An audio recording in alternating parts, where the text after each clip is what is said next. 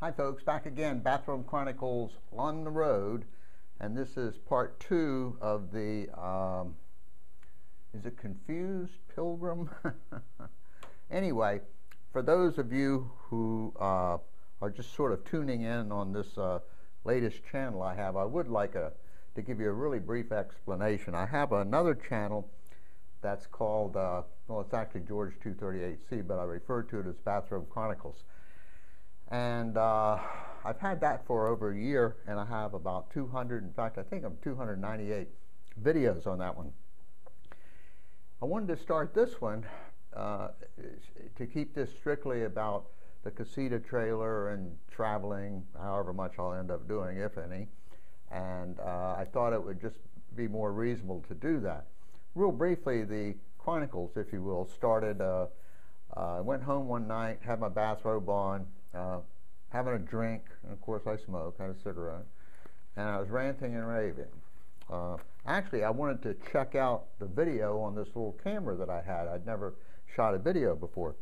So I go to work the next day, and I show it to my coworker, who thought it was great, and that started the whole thing. She said, but you have to always have a drink, and you have to have a cigarette, and keep the bathrobe on.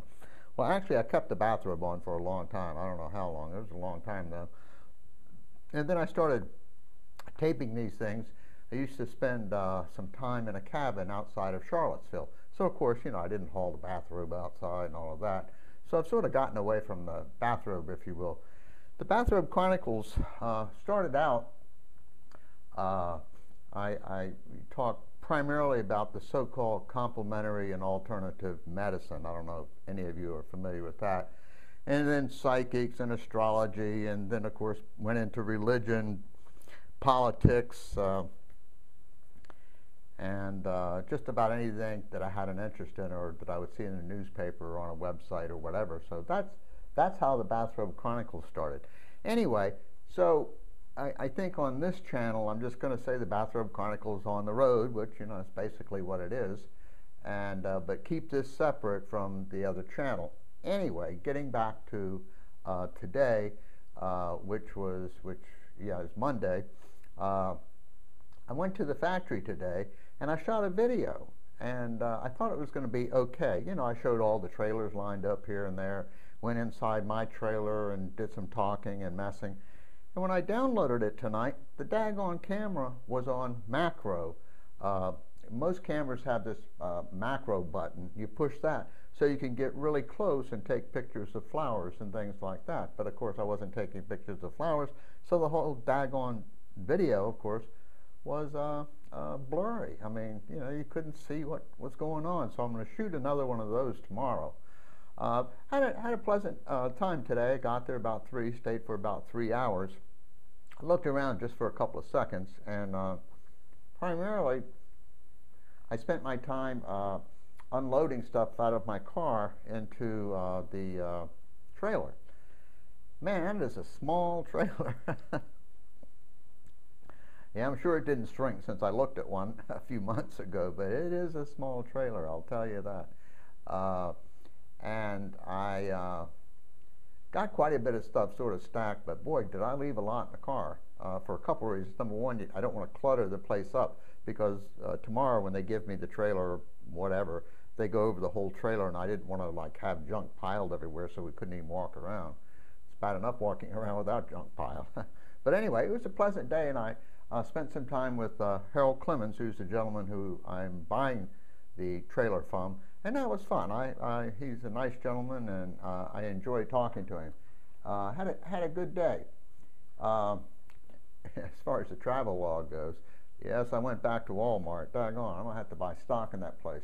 I bought some of these long boxes, and and you'll be able to see this when I finally shoot a video of the trailer itself. For those of you who don't know about these trailers. You can put the table down in the back, and that's a big, good-sized bed, which is what I'm going to do. Then there's a little tiny table off, you know, on the other side, where I'm planning on sitting, I guess. And so I went and, you know, I was unpacking and unpacking and unpacking, and then I realized, of course, I bought far too many clothes. I mean, I think I've, you know, 15, 18 shirts and all this kind of stuff, which is ridiculous, of course. But I said, where in the world am I even going to put underwear and socks? So anyway, I went and bought these long boxes. I have 2 of those. So that's really going to help. Bought a bunch of food, regular food. Last night I was in a panic when I knew it was going to get down to 14 tomorrow. And I had every brand and model and style of chili known to mankind. And I thought, hey, come on, get a grip here. Harold reassured me that I'm not going to have any problems with the freezing. He said the only thing that will create a problem possibly is the gray water tank, which I mentioned last night, and I have 4 gallons of antifreeze, so I'm sure I'll be able to take care of that. He says, but other than that, he says, you don't have anything to worry about.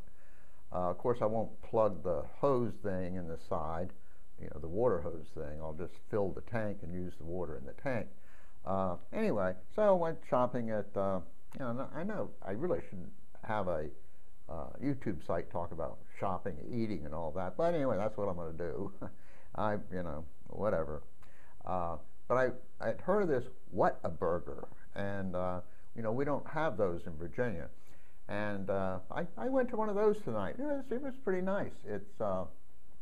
It is, I guess you'd say, a fast food place. In other words, you can drive through or zoom in or whatever, and hamburgers and chicken, normal fare.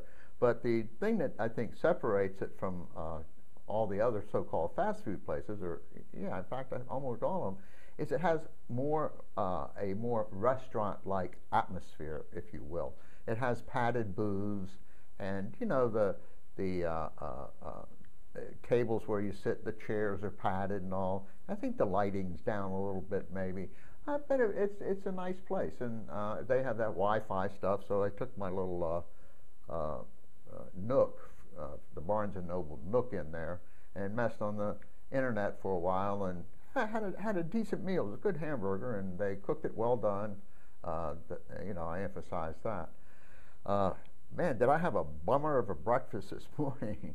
I don't know if I've ever been to a Waffle House. I'm not saying their food is bad or good. I'm not going to pass judgment. I'm just going to tell you what happened today.